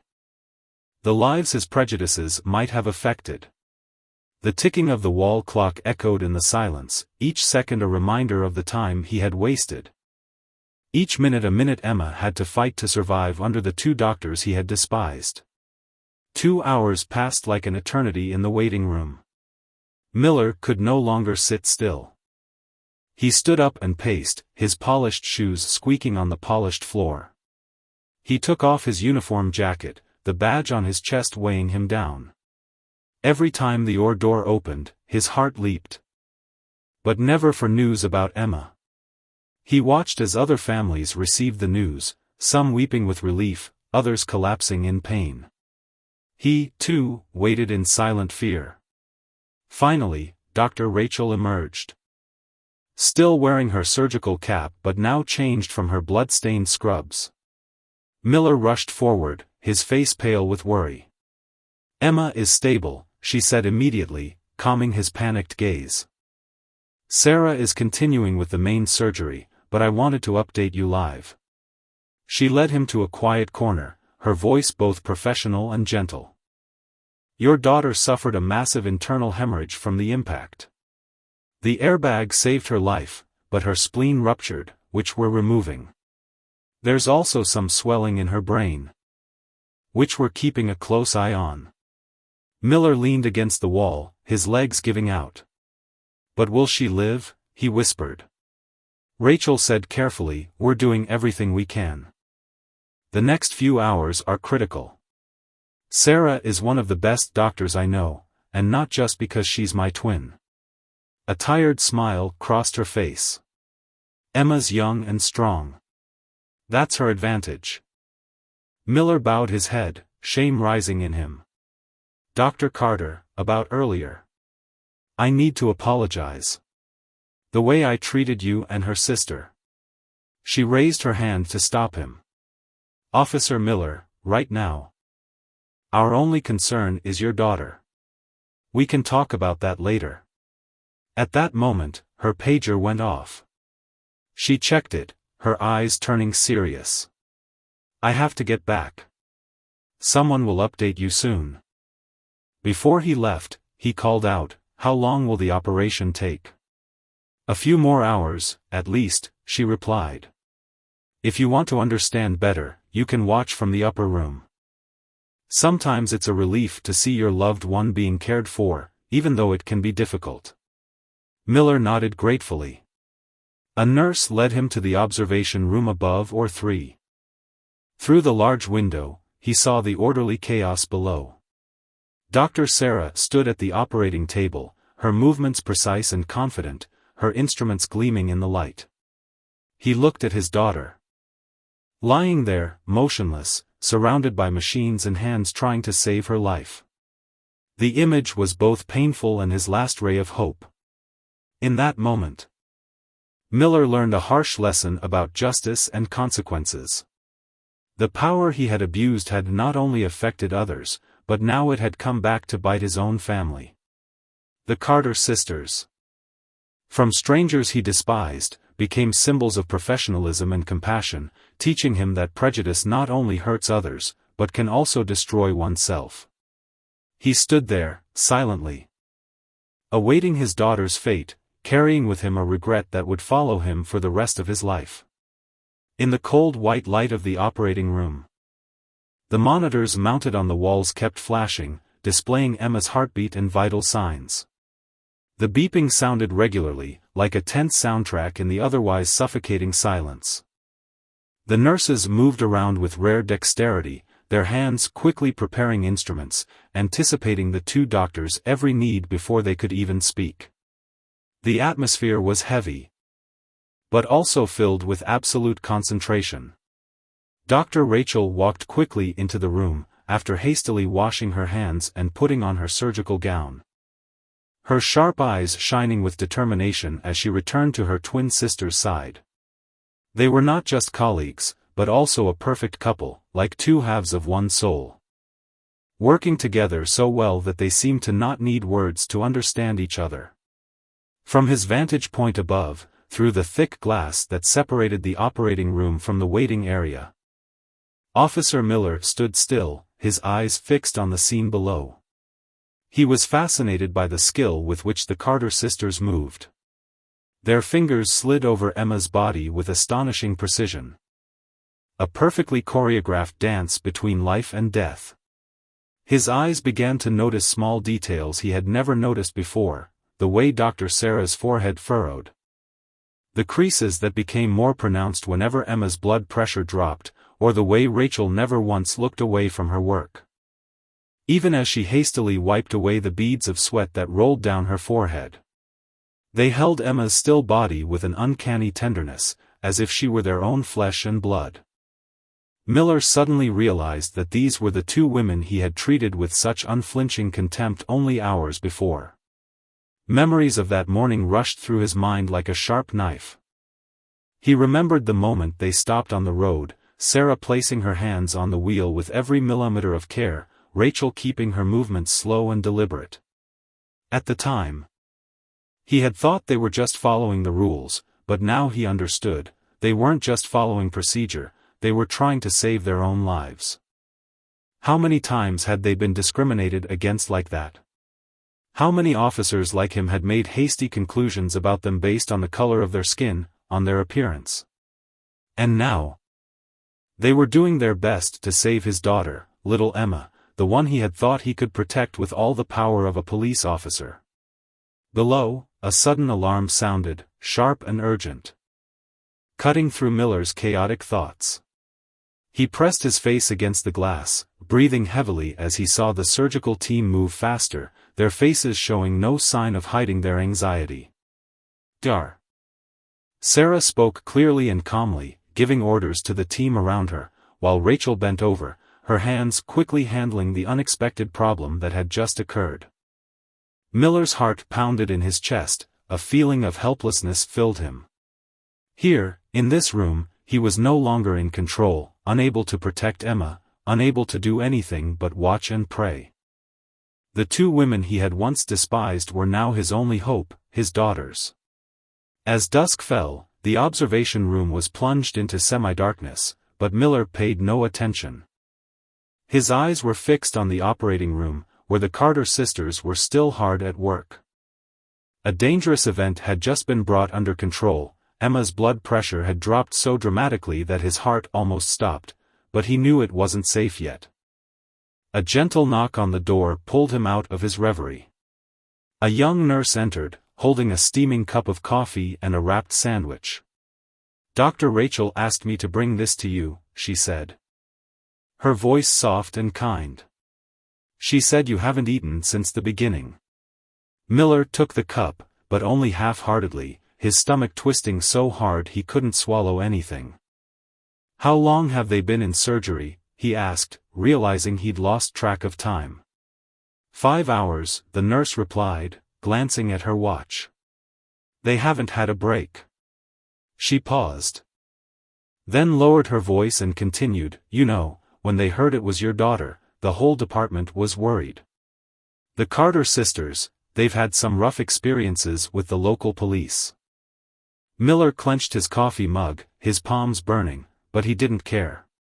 "What do you mean?" he asked, his voice hoarse. The nurse hesitated, then continued, as if treading a fine line. "Last year, Dr. Sarah was pulled over 3 times in 1 week. Once they made her lie down because they thought her medical license was fake. Dr. Rachel had to come to the scene, still in scrubs, to prove her identity to her sister." A pang rose in Miller's chest. He had done the same thing, hadn't he? How many times had he doubted someone's credentials, assumed their story was a lie, just because their skin was a different color than his? Now, through the glass, he watched Sarah adjust the lights on the operating table, the light falling on her calm face, while Rachel carefully monitored Emma's brain pressure. Unfazed, unconcerned, they continued to work, as if unscathed by the prejudices he had helped create. Suddenly, the beeping began again. More urgent than ever. Miller pressed against the glass, his breath catching as he saw the surgical team spring into action. "Her blood pressure is dropping," a nurse shouted. "She's hemorrhaging," Sarah announced, her voice as calm as stone. "Rachel, take my place here, I need to check the incision." Red blood poured out faster than the suction could handle, staining the operating table. The sisters moved with dizzying speed but still maintained exquisite precision. Other staff rushed to get more blood and instruments, the space suddenly chaotic but orderly. "Hold on, Emma," Miller whispered, his hand pressed against the cold glass. "Fight, girl. Please." Time seemed to drag on, each passing second a stab to his heart. He couldn't breathe, couldn't move. Just stood there, watching 2 women he had once taken for granted now fighting to save his child's life. Finally, Rachel's voice rang out, sharp and clear through the storm. "The bleeding is under control. Blood pressure is stable." Miller sank into his chair, his legs no longer supporting him. Through the glass, he saw the sisters exchange a brief glance. A moment of shared relief before they resumed their work with renewed focus. The nurse standing beside him, who had remained quietly, spoke softly, "I've worked with them for 3 years. They are the best trauma surgeons here. But what makes them special is not their talent. After all they've been through, the discrimination, the prejudice, they never let it affect how they treat their patients or their families." Miller thought about himself, about how he had been so quick to judge them. How he had used his power to make them feel small. Now he sat there, powerless, watching those skilled hands hold his daughter's life. Through the glass, he saw Sarah's eyes narrow, the only part of her face that was visible behind the mask, as she said something that made Rachel nod in agreement. Despite the exhaustion, despite the pressure, they remained professional. "We're lucky," the nurse added before leaving. "Most doctors would refuse to operate if they had a conflict with the patient's family. But when they found out this was your daughter, they didn't hesitate. That's who they are." She left, leaving Miller to his shame and tormented thoughts. Below, the surgery continued. Emma's heartbeat steady and strong now. Another crisis had passed, but he knew that, even if the Carters could save his daughter tonight, the deep wounds in his heart would take time to heal. After 7 long hours, Dr. Sarah Carter finally left the operating table, while Rachel began to sew the last stitches into Emma's body. The biggest risk had been taken care of. The ruptured spleen had been removed, the brain swelling had been controlled, and all bleeding had stopped. Miller remained motionless in the observation room, his coffee cold in his hand, his sandwich still lying beside him. He watched Sarah strip off her scrubs, remove her mask, and rub her tired eyes before walking out of the operating room. A few minutes later, she appeared before him, her voice hoarse from the hours of work. "Officer Miller, Emma is stable. We did everything we could. The next 24 hours will be critical, but I am cautiously optimistic." Miller stood, his legs shaking. "Thank you," he whispered, his voice breaking. "Thank you for saving her." Sarah smiled, a small but meaningful smile. "She'll be transferred to the recovery room soon. You can see her in about an hour." She bent down to make a note in Emma's chart, then added, "She's a fighter. Her vital signs remain strong, even in the most difficult moments." Miller nodded, his throat tight with words. Through the glass, he watched Rachel complete the final stitch, her movements precise despite her obvious exhaustion. "Dr. Sarah," he began, then amended, "I need to say something." She looked up, her eyes neutral but attentive. "The way I treated you and your sister today, it was completely wrong. I've been a cop for 15 years, always telling myself that my actions were based on instinct, on experience. But today, I saw the truth. I judged you two based on prejudice. And I'm ashamed of that." Sarah listened quietly, her face expressionless. Below, Rachel was instructing the team to prepare to transfer Emma to the recovery room. "Do you know what the hardest part of medical school is?" Sarah asked suddenly, making Miller freeze. "Not the long classes, not the rigorous exams, not the grueling internships. It's walking into a room and having a patient ask to switch doctors. Being mistaken for a cleaner even though you're wearing a white coat. Being pulled over on the way to emergency surgery. Having to prove who you are while the patient's life is ticking away." Her voice was even, but each word felt like a hammer hammering at Miller's conscience. What had he learned from today's justice? That power, when abused, not only hurts others, but also leaves indelible scars on the soul of the one who wields it. In the dim light of the afternoon, Sarah stood silently. Her eyes filled with sadness as she watched her younger sister, Rachel, busily working on the lower floor of the hospital. The steady hum of machines mingled with the hurried footsteps of the nurses. But inside Sarah, a steadfast fire still burned. Since their childhood, the two sisters had sworn a sacred promise to each other. Not to let any prejudice stop them from becoming the best doctors they could be. Every patient, every family, no matter who they were, no matter how they had treated them, deserved the most dedicated care. That oath was not only a compass but also a beacon that guided them through the stormy days. When suspicious eyes and contemptuous words from the world rained down like rain. In the distance, Officer Miller stood there, his eyes red, tears welling up. His voice trembled, carrying a heavy regret in his heart.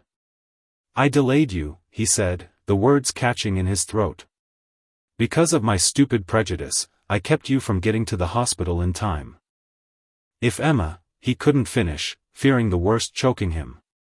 But Sarah interrupted, her voice firm but not lacking in tenderness. "She's alive, Miller. And perhaps, from this day forward, something good will come from this mistake." She didn't want him to wallow in self-blame, but wanted him to see that justice was not just punishment, but also an opportunity for redemption and growth. The doors to the operating room opened and Rachel stepped out, her surgical cap removed to reveal a tired but radiant face. She had just finished operating on Emma, who was now in the recovery room. "The early signs are promising," Rachel said, her voice soft but confident. Miller turned back to look at the sisters. His eyes now devoid of arrogance but instead filled with awe and shame. "I know an apology won't make up for it," he said slowly, as if weighing each word. "But I want you to know that I've seen you for who you are, and I'm going to change, not just in words, but in actions." The sisters exchanged a look, as if a silent conversation had taken place in that moment. Finally, Rachel spoke, her voice calm but sharp. "Actions speak louder than words, Officer Miller." "Prove it," Sarah added. "The nurses will call you when Emma is ready. Get some rest, she'll need you to be strong when she wakes up." As the sisters turned to leave, Miller called out to them, his voice cracking with emotion. "How did you do it?" How can you still care, still try, when people like me? Sarah stopped in the doorway, turning to look at him. Because every life matters. Officer Miller, she replied, her voice low but powerful. Even those who don't think ours do. With that, the sisters left, their silhouettes merging into the hospital hallway, where the sound of footsteps and the smell of disinfectant filled the air. Miller slumped into his chair, his eyes sad as he looked out the now empty window. The cleaning crew was cleaning the operating room, preparing for the next case. He thought quietly about Emma, his little girl, whose life had been saved by two women he had despised only hours before. His hands shook as he pulled out his phone, his fingers swiping across the screen as he composed an email to his police captain. It was time for real change, not just for him, but for the entire police department, from training to policy. Justice, he knew, was not just about punishing wrongdoers, but about correcting the injustices he had helped create. In the recovery room, the steady beeping of the machines played like a peaceful soundtrack in the white space. When Miller was finally allowed to see Emma, he barely recognized her. Emma lay there, small and fragile amid tubes and machines, her long brown hair, which had been combed neatly for cheerleading practice this morning, now partially shaved for surgery. Rachel stood by the bed, carefully checking her vitals, while Sarah quietly scanned the latest test results on her tablet. Both sisters were exhausted, their eyes dark from lack of sleep, but their gazes were sharp, focused on the patient. Her intracranial pressure is normal, Sarah announced, handing the screen to her sister. There's no sign of increased swelling. Rachel nodded, adjusting an 4. Her blood pressure has been stable for the past hour. That's a good sign. Miller stood at the foot of the bed, his police uniform rumpled from waiting. He watched the sisters work silently, their understanding astonishing him, as if they were two halves of one soul, forgetting the harsh words he had uttered to focus on saving his daughter. Suddenly, a soft moan came from the hospital bed. Emma's fingers moved, her eyelids fluttering. Miller rushed forward, his heart pounding in his chest. Emma, honey, can you hear me? Sarah quickly stepped forward, pulled a small flashlight from her pocket, and gently took Emma's hand. Emma, if you can hear me, try holding my hand, she said, shining the light into her eyes to test her reflexes. To everyone's relief, Emma's weak fingers clenched. Her eyes fluttered open, her gaze hazy with confusion. What happened? Emma whispered hoarsely. You had an accident, honey, Miller explained, tears streaming down his cheeks. But I'm fine. These two doctors saved me. Emma's eyes moved slowly between the Carter sisters. You too, she muttered, still dazed from the anesthesia. Why do I think you two look so alike? Rachel smiled warmly. We're twins. I'm Rachel. And this is my sister, Sarah. We took care of you. Emma said softly, her voice breaking. Like Jasmine and Jessica, on the cheerleading squad, the only two black girls. Some say they're on the team because of diversity, but they're the best flyers. Her daughter's words were like a knife to Miller's heart. How many times had he judged others through the lens of prejudice? How many times had he inadvertently passed those thoughts on to Emma? Sarah checked her pupils, while Rachel made notes in her clipboard. Cheerleading or being a doctor should be based on talent and dedication, Sarah said softly, not looks. Emma nodded slightly, then winced in pain. Your head hurts, Rachel reassured her. It's normal, you've had a pretty bad concussion. I'll give you some pain medication right away. She adjusted the medication. And Sarah turned to Miller. She'll be drowsy for the next few hours. That's perfectly normal. We'll take turns watching her through the night. Miller nodded, grateful. You two must be exhausted.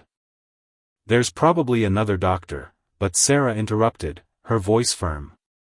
"Emma's our patient. We'll make sure she gets constant care until she's ready to move to a regular room."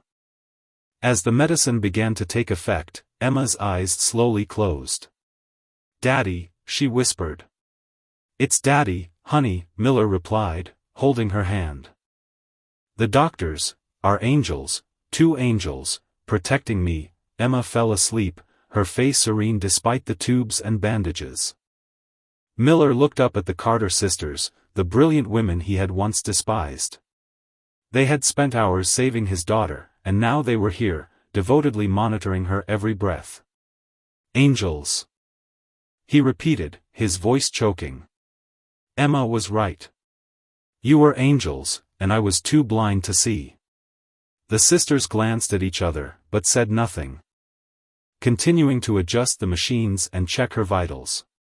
Their actions resonated louder than any words, 2 extraordinary doctors, overcoming prejudice to save people, 1 life at a time. 3 days after the surgery, Emma made a miraculous recovery. She was moved from the ICU to a regular room, where pom-poms and cheerleading cards decorated the space. The Carter sisters kept a close eye on her, though their visits slowed as the danger passed. That morning, Miller stood outside the hospital's main conference room, listening to his voice on the video inside. He had been working with hospital administrators and the police department for the past 2 days to organize this special training session. "I stopped 2 doctors because of the color of their skin," he said in the video. "I delayed them from an emergency surgery. That patient was my daughter, and my actions almost cost her her life." He took a deep breath and walked into the room as the video ended. The room was silent, and his colleagues, people who had worked alongside him, who might have shared his prejudices, looked at him silently. "That's my story," Miller said, standing before the crowd. "But it's not just me. It's every time we're stopped by assumptions. Every time we see doubt instead of success, every moment we let prejudice override reason." Sarah stood, her presence commanding. "My sister and I were stopped 4 times in the past 3 months," she said. "Every time we were on our way to or from this hospital. Every time we had to prove we were doctors." Rachel, standing beside her, added, "We always wear hospital badges, drive carefully. Keep our hands visible when we're stopped. We learned those survival tricks because we had to. But we shouldn't have to." A young officer raised his hand. "What about crime statistics? What about being vigilant in dangerous areas?" Miller replied, his voice low but sharp. "Have you ever stopped a white doctor driving a nice car? Ever suspected their medical license was fake? What do we call that, justice or prejudice?" That day, in the conference room, a lesson in true justice began, not just about punishment, but about recognizing and correcting mistakes, so that no one has to pay the price for abuse of power or bias again. The room fell silent, not a sound could be heard, as if the air itself were holding its breath to absorb the weight of the words. "Let's be honest about what this vigilance really represents," the voice said, calm but sharp, stopping all eyes in the room. The Carter twins, Sarah and Rachel, exchanged a brief, meaningful glance. They were used to such justifications, each word engraved in their minds from the previous days, like an endlessly repeating refrain. But today, their eyes held not only weariness, but also a fragile glimmer of hope, like a small flame trying to burn in the cold wind. Dr. Sarah, with a dignified appearance in her pure white blouse, stepped forward. Her voice was calm, but each word seemed to be engraved into the space, carrying a mixture of pain and pride. "Yesterday, I performed emergency surgery on a gunshot victim. He was a young black man, brought in by 2 police officers, who are sitting in this very room. One of them asked me, with obvious doubt, if I was qualified to hold a scalpel." She paused, her eyes scanning the faces before her, letting the question hang in the air like an unspoken accusation. The silence was suffocating. Except for the steady breathing of those trying to contain their emotions. That man is still alive today, she continued, her voice now tinged with pride. Because we didn't let prejudice stop us from saving a life. Dr. Rachel, the gentle-looking but equally determined twin, moved to stand beside her sister. Her eyes were bright, not with anger, but with a fierce conviction. We're not here to criticize or shame anyone, she said, her voice soft but persuasive. We're here because we believe change is possible. And Officer Miller has proven that. All eyes turned to Miller, a middle-aged man with a rugged face, eyes lined with years of experience. He nodded slightly. His calloused hands pulling out a thick folder, which he set down on the table with a dry sound. Starting today, he said, his voice low but firm. Our department will implement new training protocols. The Carters have agreed to help establish a regular line of communication between the medical staff and the police force. We will join together on patrol, rotate at the hospital, and hold monthly meetings. Sarah cut in, her voice now stern, a warning wrapped in sincerity. The next time you stop a black doctor, a lawyer, a businessman, or even a student, remember this, your assumptions can get someone killed. Just like they almost got Officer Miller's daughter killed. Her words were a sharp knife, cutting through the veneer of indifference in the room. Miller bowed his head, his hands gripping the edge of the table, as if he were trying to hold back painful memories. His eyes were filled with regret, but also with determination, a slow burn fueled by his own mistakes. The meeting lasted another hour, the atmosphere growing more heated. The officers began to ask questions, some defensive, their voices harsh as they defended their deeply held beliefs. Others were pensive, their eyes distant, as if questioning themselves. But no matter their attitude, none of them took their eyes off the story the Carter sisters were telling, their experiences, the times they were doubted. The times they were looked down upon because of the color of their skin, and the patience they had maintained to overcome it all. As the room began to clear, a small figure appeared in the doorway. Emma, sitting in a wheelchair, was pushed in by a nurse. She looked frail, her thin hands resting on her lap, but the smile on her lips was as bright as the morning sun. Her presence made everyone pause, as if time had stopped for that moment. I want to thank my angels again, Emma said, her voice clear but full of emotion, her eyes on the Carters. And see what my father is doing. Miller stepped forward, his feet heavy as if he carried the weight of the past. He leaned down, placed a light kiss on his daughter's forehead. Then turned back to face his colleagues. This is what matters, he said, his voice low and husky, almost a whisper. Not the numbers, not the assumptions, not the preconceptions. It's seeing people, really seeing them for who they are. The Carter sisters moved toward Emma, their hands gently examining the incisions with a professional, caring quality. Their presence, their talent, and the dignity they maintained in the face of doubting eyes, spoke volumes more than any lecture could have conveyed. 6 months after Emma's accident, Officer Miller stood at the podium in the large auditorium of City General Hospital. The room was packed, police, paramedics, local reporters, and community members. Behind him sat the Carter sisters. With Emma, now fully recovered and decked out in her cheerleading uniform. Today, we're not just celebrating the success of our joint training program, Miller began, his voice booming, strong and clear. We're celebrating a change in culture. In the last 6 months, racial profiling complaints during traffic stops have dropped 70% in our area. EMTs report no more delays due to police intervention. But the numbers don't tell the whole story. He gestured toward Emma, her uniform standing out among the formal attire around her. My daughter is alive because 2 brilliant surgeons saved her, 2 people I had discriminated against, disrespected, and delayed just minutes before I knew she needed them. That day changed me forever. But more importantly, it started the transformation of our entire department. Dr. Sarah stepped up to the podium, her white lab coat pressed to the line. Her air of unmistakable professionalism. When Officer Miller first proposed this training program, my sister and I were skeptical, she said, her voice low but sincere. We've heard too many promises of change before. But this is different. These aren't just words, they're actions. Rachel, standing next to her, added with a small smile. For the past 6 months, we've had police officers shadow our work in the ER. They've seen firsthand what delays can mean in emergency medicine. And we patrolled with them, helping them understand our perspective, as doctors and as women of color.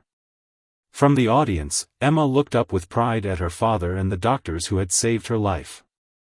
She thought about Jasmine and Jessica, the twin cheerleaders who were no longer stopped for no reason on their way to practice. She thought about herself. About the prejudices she had not recognized before the accident, the quiet but dangerous thoughts that had crept into her mind. The ceremony continued with awards and recognition. Other hospitals began adopting their training programs, and police departments from neighboring cities sent representatives to learn from their experiences. Real change was spreading.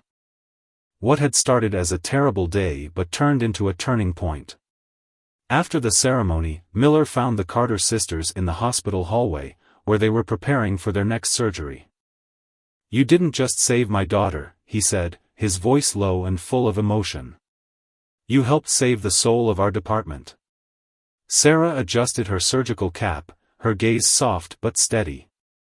"Change happens one person at a time, Officer Miller. You were ready to change, not everyone is. But those who are need to see that it's possible." Rachel smiled, adding, "That's what this program gives them, living proof." Emma appeared beside her father, walking with the confidence of someone who'd faced death and come out stronger. "Dad, are we still going for ice cream after our test next week?" she asked, her voice cheerful. "Of course, honey," Miller replied, then turned to the Carters. "But first, we have something for you." Emma pulled 2 small boxes from her cheerleading jacket, each containing a silver angel wing necklace. "Daddy said you were angels that night," she explained, holding out the box with a bright smile. "And you were, angels in surgical caps." The sisters accepted the gift with a smile, but the beeping of their pagers interrupted the moment. "Speaking of surgical caps," Sarah said, checking her messages, "call for duty. Multiple traffic accidents are coming."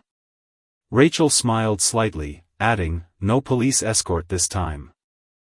The road is clear for the ambulance." They hurried toward the emergency room, their silhouettes blending into the busy crowd. Miller stood there, watching, his heart filled with emotion. 2 talented doctors, 2 dedicated surgeons, 2 angels hidden in scrubs. He thought about how his prejudice had almost taken it all away.